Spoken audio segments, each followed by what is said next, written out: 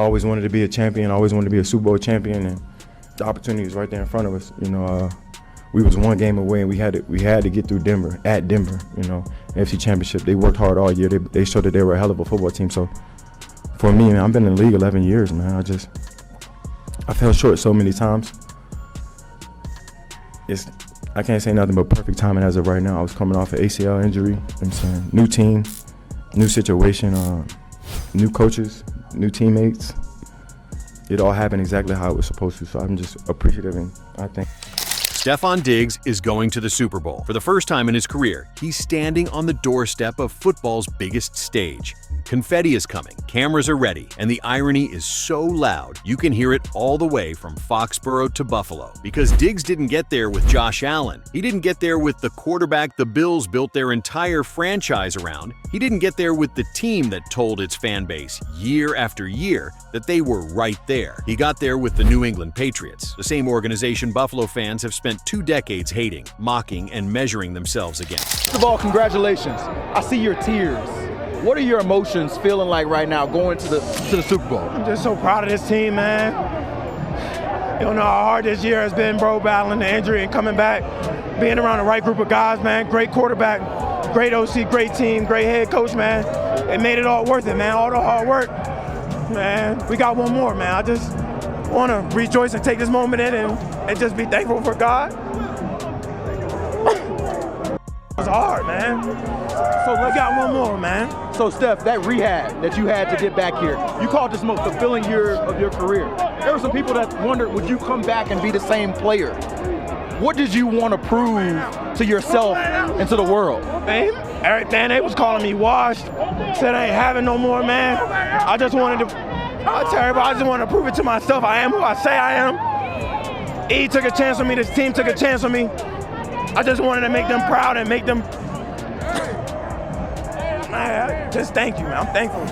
And that reality is uncomfortable. It forces questions nobody in Buffalo wants to answer. Not today, not tomorrow, maybe not ever. But the NFL doesn't care about comfort. It only cares about results. New England punched its ticket to the Super Bowl after surviving a gritty, low-scoring AFC Championship win over the Denver Broncos. It wasn't flashy. It wasn't pretty. It was playoff football at its rawest. Defense, discipline, and execution when it mattered most. And when the final whistle blew, the moment instantly went viral. Not because of a touchdown catch or a game-winning throw, but because of who was celebrating. Stefon Diggs, smiling, laughing, embraced by teammates, and right beside him, Cardi B screaming, "We going to the Super Bowl." In a clip, the Patriots proudly posted themselves. That video didn't just celebrate a win, it twisted the knife. Because while Diggs was celebrating in red, white, and blue, Buffalo was still picking through the wreckage of another playoff collapse, another January ending that felt heavier than the last. Just days earlier, Josh Allen stood at the podium after Buffalo's season-ending loss to Denver and broke down. He apologized. He took the blame. He said he felt like he let his teammates down. He looked like a quarterback carrying the weight of an entire city on his shoulders and failing to hold it up. That moment didn't just resonate emotionally, it triggered consequences.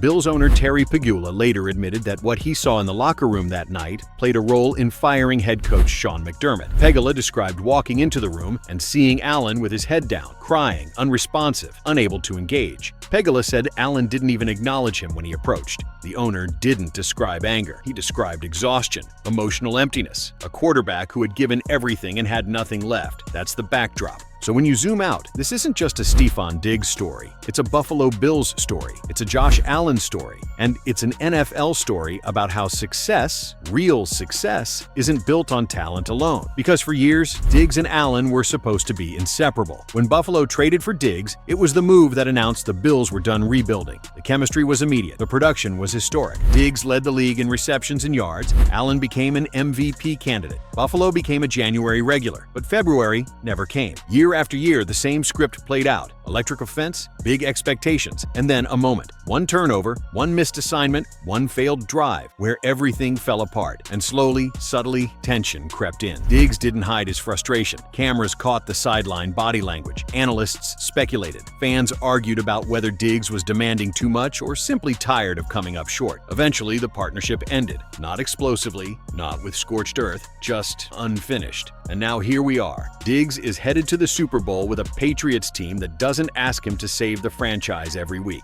a team that wins ugly, a team that understands how to survive playoff football instead of trying to dominate it. And the contrast between his new reality and Buffalo's old one couldn't be sharper. This Patriots run hasn't been about Stefon Diggs putting up monster stat lines. It's been about situational football, about composure, about not flinching when the margin for error disappears. That's the part that stings the most for Buffalo fans, because those are the exact traits they've been begging to see when it matters most. Meanwhile, Buffalo's postseason identity has become painfully consistent. When things tighten, the burden falls entirely on Josh Allen. Be Superman. His Super Bowl appearance hits like a gut punch, because it reframes years of conversation. It raises the uncomfortable possibility that Diggs wasn't the volatile variable in Buffalo's equation. He was just another piece trapped in a structure that couldn't close. This doesn't mean Diggs was perfect. It doesn't mean Allen is overrated. It doesn't mean the Bills were wrong to believe. Football isn't that simple, but narratives shift when outcomes change. Diggs now gets to play on the sport's biggest stage. Allen gets another offseason of questions, another coaching change, another reset built around the same unresolved truth. History won't remember Diggs' sideline frustrations in Buffalo the way it remembers Super Bowl appearances, shaped by where you finish. Right now, Diggs is finishing where Allen hasn't. And that reality is going to fuel debate all offseason long. Was Buffalo too rigid?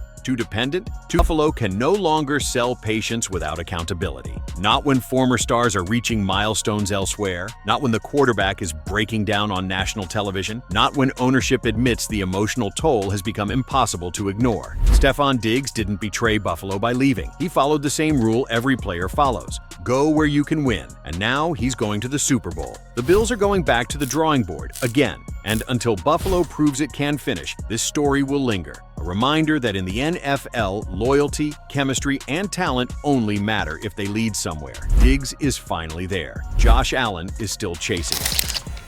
I always wanted to be a champion. I always wanted to be a Super Bowl champion, and the opportunity was right there in front of us. We was one game away, and we had to get through Denver, at Denver. AFC Championship. They worked hard all year. They showed that they were a hell of a football team. So for me, man, I've been in the league 11 years, man. I fell short so many times. I can't say nothing but perfect timing as of right now. I was coming off an ACL injury. New team, new situation, new coaches, new teammates. It all happened exactly how it was supposed to. So I'm just appreciative, and I think